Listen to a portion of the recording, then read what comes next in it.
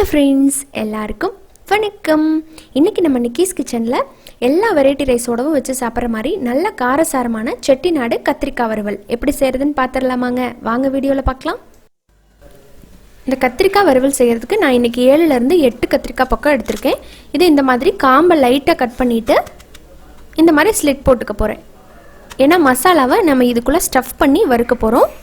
அப்போ தான் அந்த ஃப்ளேவர்லாம் நல்லா உள்ளே இறங்கி கத்திரிக்காய் வறுவல் ரொம்ப டேஸ்ட்டாக இருக்கும்.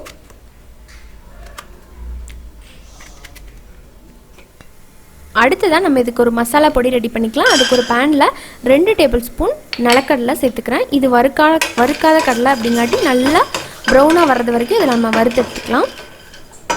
இப்போ இந்த மாதிரி நல்லா வறுபட்டதுக்கப்புறமா இதை அந்த ஸ்கின்னு தோலை எடுத்துடலாம். அடுத்ததாக அதே கடாயில் ஒரு டேபிள் ஸ்பூன் அளவுக்கு எண்ணெய் சேர்த்துருக்கேன். எண்ணெய் சூடானதும் இதில் 2 டேபிள் ஸ்பூன் கடலைப்பருப்பு லேசாக பொன்னிறமாக வர்றது வரைக்கும் இதை வறுத்துக்கலாம். இதோடவே 1 டேபிள் ஸ்பூன் மல்லி சேர்த்துக்கலாம். மல்லி சேர்த்து இது எல்லாமே நல்லா வாசம் வர்றது வரைக்கும் அப்படியே வறுத்து விட்டுட்டே இருங்க. அடுத்ததாக இதில் கொஞ்சமாக புளி சேர்த்துருக்கேன் பாருங்கள், இந்த அளவுக்கு மட்டும் புளி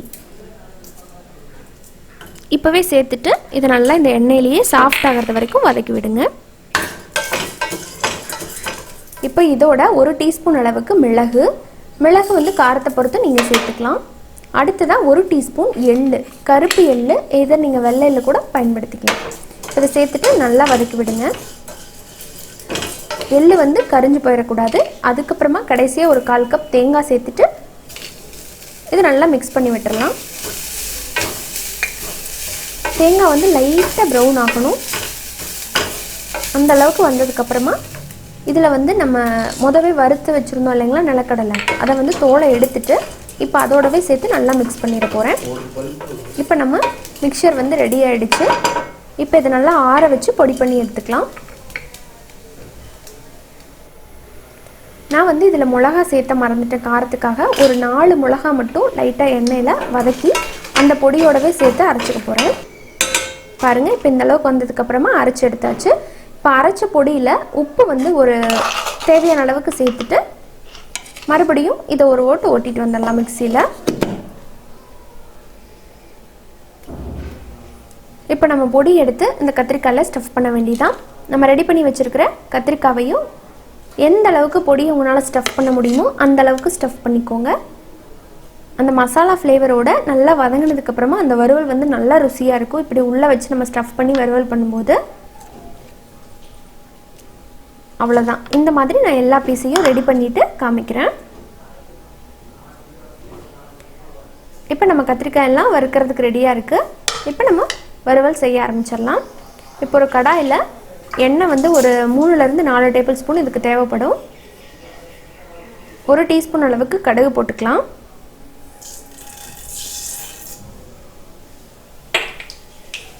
ஒரு 1/2 டீஸ்பூன் கடலைப்பருப்பு, 1/2 டீஸ்பூன் உளுந்து. இப்போ இது எல்லாத்தையுமே லைட்டாக கோல்டன் ஆகிறது வரைக்கும் வதக்கி விட்டுருங்க. பாருங்கள், இப்போ வதங்கிருச்சு. இதில் கருவேப்பிலை போட்டுடலாம். கருவேப்பிலையும் போட்டு நல்லா பொரிய விடுங்க.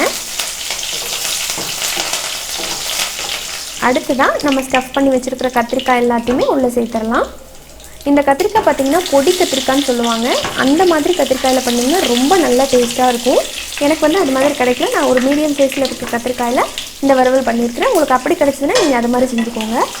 இப்போ இது எல்லாத்தையுமே சேர்த்துட்டு நல்லா மிக்ஸ் பண்ணி விட்டுடலாம். நான் ஒன்றுக்கு ஒரு 3 டேபிள் ஸ்பூன் அளவுக்கு, அதை விட கொஞ்சம் கம்மியாகவே எண்ணெய் சேர்த்துருக்கேன். உங்களுக்கு தேவையான இன்னும் கொஞ்சம் அதிகம் கூட சேர்த்துக்கலாம். இப்போ இதில் ஒரு 1/4 டீஸ்பூன் மஞ்சள்தூள் சேர்த்துக்கிறேன்.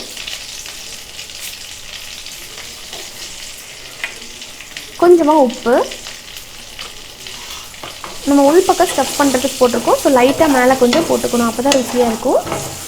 உப்பு சேர்த்து இதை மறுபடியும் மிக்ஸ் பண்ணி விட்டுட்டு இதில் ஒரு 1/2 டீஸ்பூன் அளவுக்கு ரெட் சில்லி பவுடர் சேர்த்துக்கலாம். புதுசாக அரைச்ச red chilli powder, so colour கொஞ்சம் அதிகமாகவே இருக்குது. இப்போ இதை சேர்த்துட்டு நல்லா மிக்ஸ் பண்ணி விட்டுடலாம். அடுத்ததாக இதில் மிச்சம் நம்ம வச்சுருக்கோம் இல்லைங்களா, ஸ்டஃப் பண்ணது போக மிச்சம் இருந்த பொடியை இதிலேயே நம்ம தூவி விட்டுடலாம். தூவி விட்டுட்டு அதே போல் மறுபடியும் மிக்ஸ் பண்ணி விட்டுருங்க. இப்போ லைட்டாக தண்ணி தெளிச்சுக்கலாம். மீடியம் சைஸ் கத்திரிக்காய் அப்படிங்கிறனால எண்ணெயிலேயே இதை வேக வைக்க முடியாது. ஸோ கொஞ்சம் வேகிறதுக்கு டைம் எடுக்கும் அப்படிங்கிறனால நான் கொஞ்சமாக தண்ணி தெளித்து தான் இதை வேக வைக்க போகிறேன்.